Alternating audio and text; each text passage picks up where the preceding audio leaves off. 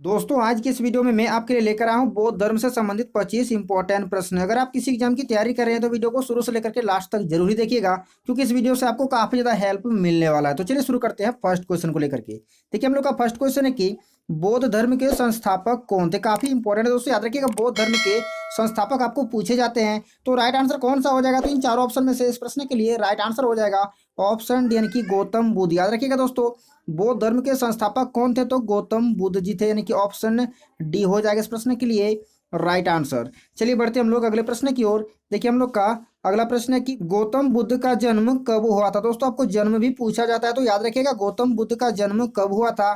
तो right answer कौन सा हो जाएगा, तो राइट आंसर हो जाएगा ऑप्शन बी यानी कि 563 ईसा पूर्व। याद रखिएगा 563 ईसा पूर्व को जन्म हुआ तो किसका, तो दोस्तों गौतम बुद्ध का हुआ था। याद रखिएगा 563 ईसा पूर्व को गौतम बुद्ध जी का जन्म हुआ था। चलिए देखिए हम लोग का अगला हम लोग का प्रश्न है कि गौतम बुद्ध का जन्म कहाँ हुआ था। दोस्तों आपको जन्म स्थान भी पूछा जाता, तो याद रखिएगा गौतम बुद्ध का जन्म कहाँ हुआ था।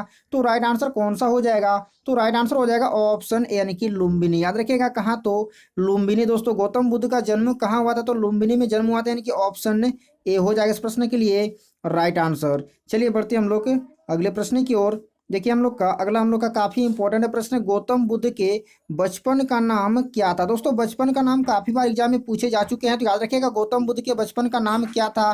तो दोस्तों बचपन का नाम क्या था, तो राइट आंसर कौन सा हो जाएगा, तो राइट आंसर हो जाएगा ऑप्शन सी यानी कि सिद्धार्थ। याद रखिएगा गौतम बुद्ध के बचपन का नाम क्या था, तो सिद्धार्थ नाम था, यानी कि ऑप्शन सी हो जाएगा इस प्रश्न के लिए राइट आंसर। काफी इंपॉर्टेंट और काफी बार एग्जाम में पूछे जा चुके हैं, इसलिए याद रखिएगा गौतम बुद्ध के बचपन का नाम क्या है, तो सिद्धार्थ। दोस्तों चलिए देखिए हम लोग का अगला हम लोग का प्रश्न है कि गौतम बुद्ध के माता का नाम क्या था। दोस्तों याद रखिएगा गौतम बुद्ध के माता का नाम भी आपको पूछे जा सकते हैं, तो याद रखिएगा गौतम बुद्ध के माता का नाम क्या था, तो माया देवी। याद रखिएगा माया देवी थे गौतम बुद्ध के माता का नाम। और प्रजापति गौतमी ये सौतेली माँ थी। याद रखिएगा सौतेली माँ यदि आपसे पूछा जाए तो प्रजापति गौतमी और यशोधरा कौन थी, तो दोस्तों गौतम बुद्ध की पत्नी थी, यानी कि वाइफ थी। तो गौतम बुद्ध के माता का नाम क्या है, तो दोस्तों माया देवी। माता का नाम याद रखिएगा माया देवी। और यदि आपको सौतेली माँ पूछा जाए तो प्रजापति गौतमी, और यदि आपको बीवी पूछा जाए यानी कि वाइफ पूछा जाए तो यशोधरा हो जाएगा। तो इस प्रश्न के लिए राइट आंसर कौन सा हो जाएगा, तो ऑप्शन ए हो जाएगा, यानी कि माया देवी। चलिए बढ़ते हम लोग अगले प्रश्न की ओर। देखिए हम लोग का अगला हम लोग का प्रश्न है कि गौतम बुद्ध कितने वर्ष की अवस्था में गृह त्याग किया था, यानी कि घर से त्याग कर दिए थे। तो गौतम बुद्ध कितने वर्ष की अवस्था में गृह त्याग किया था, तो दोस्तों राइट आंसर कौन सा हो जाएगा, तो राइट आंसर हो जाएगा ऑप्शन बी यानी कि 29 वर्ष की अवस्था में। याद रखिएगा 29 वर्ष की अवस्था में गौतम बुद्ध जी क्या किए थे, तो गृह त्याग कर दिए थे, यानी कि ऑप्शन बी हो जाएगा इस प्रश्न के लिए राइट आंसर। याद रखिएगा। चलिए बढ़ते हम लोग के अगले प्रश्न की ओर। अगला हम लोग का प्रश्न है कि सिद्धार्थ के गृह त्याग की घटना को बौद्ध धर्म में क्या कहा गया है। दोस्तों काफी बार यह प्रश्न पूछा गया है, याद रखिएगा सिद्धार्थ के गृह त्याग की घटना को बौद्ध धर्म में क्या कहा गया है। तो राइट आंसर कौन सा हो जाएगा, तो राइट आंसर हो जाएगा ऑप्शन ए यानी कि महाभिनिष्क्रमण। याद रखिएगा महाभिनिष्क्रमण कहा गया है, ऑप्शन ए हो जाएगा इस प्रश्न के लिए राइट आंसर। सिद्धार्थ के गृह त्याग की घटना को बौद्ध धर्म में क्या कहा गया, तो महाभिनिष्क्रमण कहा गया है, यानी कि ऑप्शन ए हो जाएगा। चलिए बढ़ते हम लोग के अगले प्रश्न की ओर। देखिए हम लोग का अगला हम लोग का काफी इंपॉर्टेंट प्रश्न है, बुद्ध ने अपने प्रथम गुरु आलार कलाम से कौन सी शिक्षा ग्रहण की थी। काफी बार यह प्रश्न पूछा गया है, बुद्ध ने अपने प्रथम गुरु आलार कलाम से कौन सी शिक्षा ग्रहण की थी। तो राइट आंसर कौन सा हो जाएगा, तो राइट आंसर हो जाएगा ऑप्शन यानी कि सांख्य दर्शन। याद रखिएगा कौन सी, तो सांख्य दर्शन, यानी कि ऑप्शन ए हो जाएगा इस प्रश्न के लिए राइट आंसर। याद रखिएगा काफी इंपॉर्टेंट यह प्रश्न है। चलिए बढ़ते हम लोग अगले प्रश्न की ओर। अगला हम लोग का प्रश्न है कि गौतम बुद्ध यानी कि जिसका सिद्धार्थ भी नाम है, तो गौतम बुद्ध को ज्ञान की प्राप्ति कहाँ हुई थी। दोस्तों आपको कभी गौतम बुद्ध देगा, कभी आपको सिद्धार्थ देगा, इसलिए मैंने आपको दोनों ही दे दिया। तो गौतम बुद्ध को ज्ञान की प्राप्ति कहाँ हुई थी, तो दोस्तों राइट आंसर कौन सा हो जाएगा, सारनाथ, कुशीनगर, लुम्बिनी या फिर बोध गया।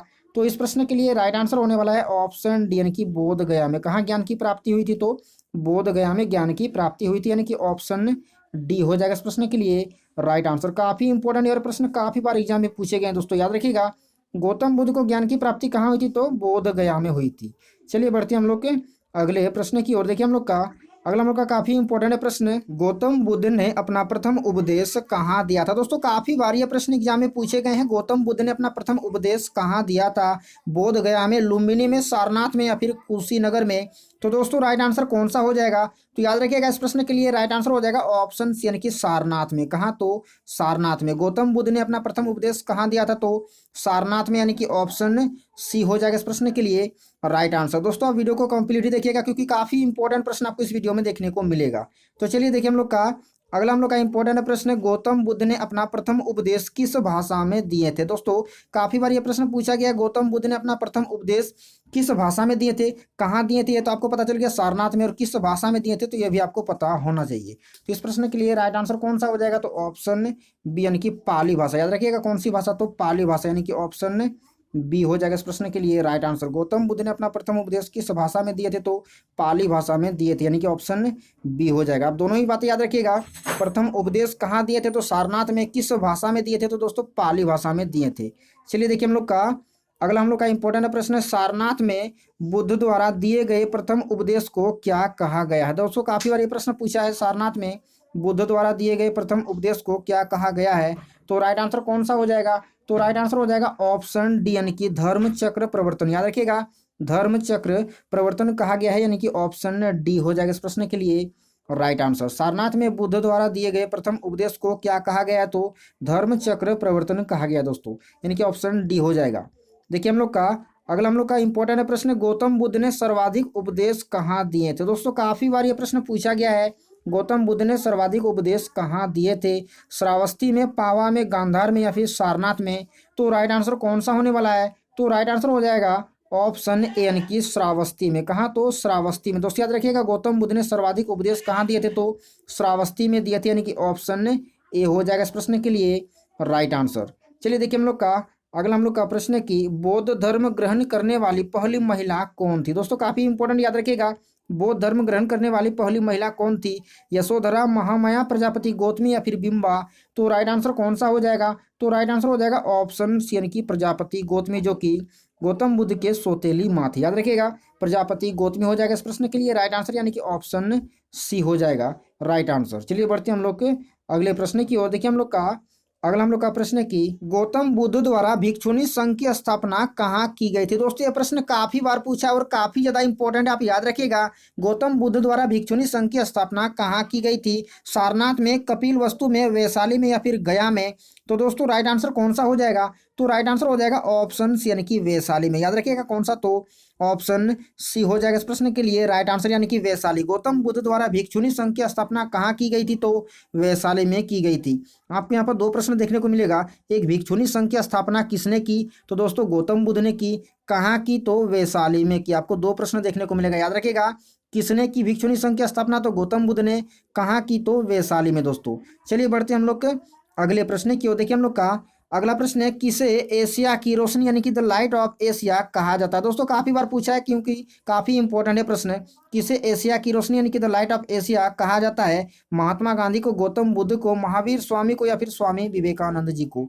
तो दोस्तों राइट आंसर कौन सा हो जाएगा? तो राइट आंसर हो जाएगा ऑप्शन बी, यानी कि गौतम बुद्ध को। याद रखिएगा एशिया की रोशनी यदि आपसे पूछा जाए तो क्या हो जाएगा राइट आंसर? गौतम बुद्ध, यानी कि ऑप्शन बी हो जाएगा इस प्रश्न के लिए राइट आंसर। काफी इंपॉर्टेंट, याद रखिएगा एशिया की रोशनी किसे कहा जाता है? तो गौतम बुद्ध को कहा जाता है। चलिए बढ़ते हम लोग के अगले प्रश्न की ओर। देखिए हम लोग का अगला प्रश्न है कि किस भाषा का ज्यादा प्रयोग बौद्धवाद के प्रचार के लिए किया गया है? दोस्तों काफी इंपॉर्टेंट है, किस भाषा का ज्यादा प्रयोग बौद्धवाद के प्रचार के लिए किया गया है? तो राइट आंसर कौन सा हो जाएगा? तो राइट आंसर हो जाएगा ऑप्शन सी, यानी कि पाली भाषा। किस भाषा का? तो पाली भाषा का अधिकतर प्रयोग किया गया, यानी कि ऑप्शन सी हो जाएगा इस प्रश्न के लिए राइट आंसर। किस भाषा का ज्यादा प्रयोग बौद्धवाद के प्रचार के लिए किया गया है? तो पाली भाषा का ज्यादातर प्रयोग किया गया है। चलिए हम लोग बढ़ते हैं अगले प्रश्न की ओर। अगला हम लोग का प्रश्न है कि मठ, मंदिर और स्तूप किस धर्म से संबंधित है? दोस्तों काफी बार यह प्रश्न पूछा गया है, एसएससी में पूछा गया, रेलवे में पूछा गया है।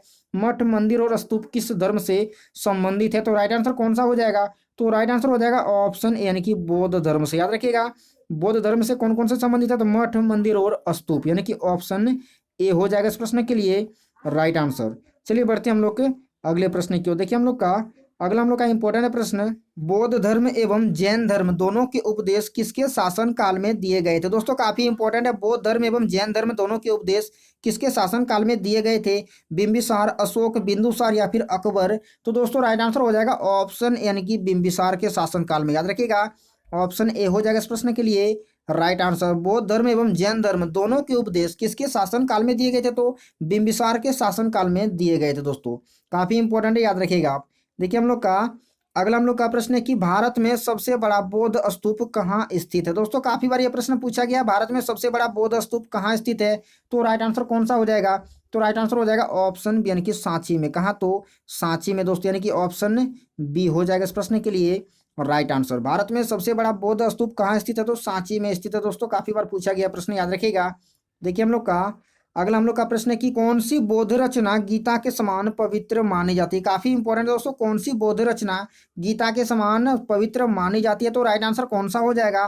तो इस प्रश्न के लिए राइट आंसर होने वाला है ऑप्शन बी यानी कि धम्मपद। याद रखिएगा कौन सा? तो धम्मपद यानी कि ऑप्शन बी हो जाएगा इस प्रश्न के लिए राइट आंसर। कौन सी बौद्ध रचना गीता के समान पवित्र मानी जाती है? तो धम्मपद रचना गीता के समान पवित्र मानी जाती है, यानी कि ऑप्शन बी हो जाएगा इस प्रश्न के लिए राइट आंसर। चलिए देखिए हम लोग का अगला हम लोग का प्रश्न है कि किस शासक ने बौद्धों के लिए विख्यात विक्रमशिला विश्वविद्यालय की स्थापना की थी? दोस्तों याद रखिएगा, किस शासक ने बौद्धों के लिए विख्यात विक्रमशिला विश्वविद्यालय की स्थापना की थी? तो दोस्तों राइट आंसर कौन सा हो जाएगा? तो राइट आंसर हो जाएगा ऑप्शन डी यानी कि धर्मपाल। क्या हो जाएगा? तो धर्मपाल, यानी कि ऑप्शन डी हो जाएगा इस प्रश्न के लिए राइट आंसर। किस शासक ने बौद्धों के लिए विख्यात विक्रमशिला विश्वविद्यालय की स्थापना की थी? तो दोस्तों धर्मपाल ने की थी, यानी कि ऑप्शन डी हो जाएगा इस प्रश्न के लिए राइट आंसर। देखिए हम लोग का अगला हम लोग का प्रश्न है कि किसके द्वारा तृतीय बौद्ध संगीति को संरक्षण प्रदान किया गया था? दोस्तों किसके द्वारा तृतीय बौद्ध संगीति को संरक्षण प्रदान किया गया था? तो राइट आंसर कौन सा हो जाएगा? तो राइट आंसर हो जाएगा ऑप्शन बी यानी कि अशोक। याद रखिएगा किसके द्वारा? तो अशोक के द्वारा। किसके द्वारा तृतीय बौद्ध संगीति को संरक्षण प्रदान किया गया था? तो अशोक के द्वारा, यानी कि ऑप्शन बी हो जाएगा इस प्रश्न के लिए राइट आंसर। काफी इंपॉर्टेंट, याद रखिएगा आप। चलिए बढ़ते हम लोग अगले प्रश्न की ओर। देखिए हम लोग का अगला प्रश्न है कि बुद्ध ने निम्नलिखित में से किस स्थान पर महापरिनिर्वाण यानी कि मृत्यु प्राप्त किया था? दोस्तों बुद्ध ने निम्नलिखित में से किस स्थान पर मृत्यु प्राप्त किया था? तो राइट आंसर कौन सा हो जाएगा? तो राइट आंसर हो जाएगा ऑप्शन ए यानी कि कुशीनगर में। याद रखिएगा कहाँ? तो कुशीनगर में मृत्यु प्राप्त किया था। किसने? तो दोस्तों गौतम बुद्ध ने। तो बुद्ध ने निम्नलिखित में से किस स्थान पर मृत्यु प्राप्त किया था यानी कि महापरिनिर्वाण प्राप्त किया था? तो दोस्तों कुशीनगर, यानी कि ऑप्शन ए हो जाएगा इस प्रश्न के लिए राइट आंसर। अब चलिए एक लास्ट का प्रश्न देखते हैं, जो कि हम लोग का लास्ट का हम लोग का प्रश्न है कि तृतीय बौद्ध संगीति कहाँ आयोजित हुई थी? दोस्तों काफी इंपॉर्टेंट है, तृतीय बौद्ध संगीति कहाँ आयोजित हुई थी? तो राइट आंसर कौन सा हो जाएगा? तो राइट आंसर हो जाएगा ऑप्शन बी यानी कि पाटलिपुत्र में। याद रखिएगा कहाँ? तो पाटलिपुत्र में, यानी कि ऑप्शन बी हो जाएगा इस प्रश्न के लिए राइट आंसर। तृतीय बौद्ध संगीति कहाँ आयोजित हुई थी? तो पाटलिपुत्र में आयोजित हुई थी।